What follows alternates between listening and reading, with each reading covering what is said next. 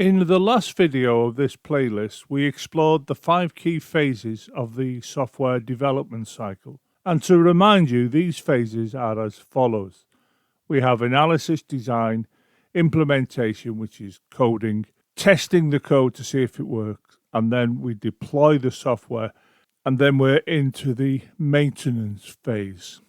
Now, all of these phases were explained in a little bit of detail in the last video, so you may wish to watch that video before you continue with this one. One widely used approach to navigate these phases is called the Waterfall Model. In this model, development flows in a straight line, just like water cascading down a series of steps. It all begins with the analysis phase, where system needs are gathered and documented in a requirements analysis report.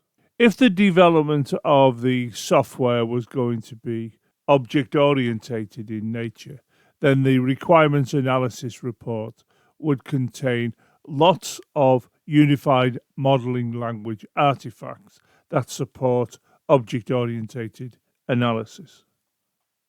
This report then guides the design phase, where developers create detailed design documents that outline how the system should be built. These design documents act as a blueprint for the implementation phase, the coding phase essentially, helping programmers write the actual code. Once the software is developed, it enters the testing phase, where it is thoroughly checked for bugs and validated against the original requirements that were found during the analysis phase. If everything checks out, the software moves into the deployment and maintenance phase, where it's released and supported over time. The waterfall model gets its names from this linear structure. Requirements are completed first, then handed off to designers, who pass their designs on to coders, and so on. Each phase flows into the next without looping back, making it a clear, step-by-step method of software development. But while it's straightforward, it can also be rigid, especially if changes are needed later.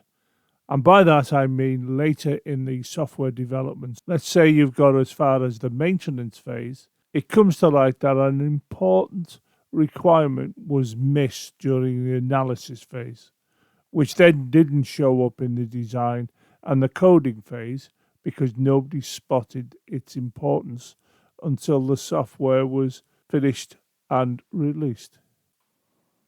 Let's consider the waterfall model. We start off doing requirements analysis, and the purpose of this is to find out what the system's going to have to do, and an appropriate document is created.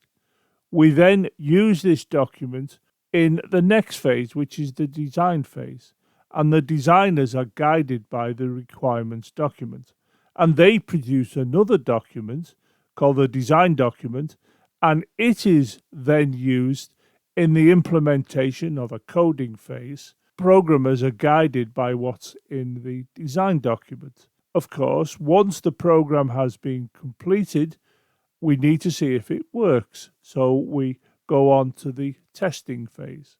Now, the testing phase tests the code, but it needs to know what the code is supposed to do.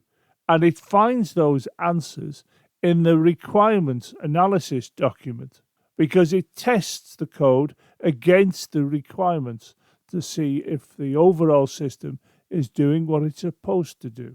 And then, of course, when we've completed the testing, we move on to the maintenance phase, where the software has now been deployed and is being used by the customer, the stakeholder. A major criticism of the waterfall model is that it is not flexible enough to take account of any changes in the requirements for the software system. It's regarded as being too rigid. Consider an example. A school management system is ready for deployment. It's gone through all of the phases. It includes features for generating student report cards. Just before deployment, it is noticed the system only supports PDF export, but doesn't print directly to network printers, which are used daily. A new requirement is identified. The system must support direct printing to network printers using the school's standard print configuration. Now, this new requirement was identified very late in the development process. In fact, extremely late, because it was noticed by the teachers when they used the system. So the requirement was identified during the maintenance phase. In the next video, we'll explore how this impacts each phase of the software development cycle.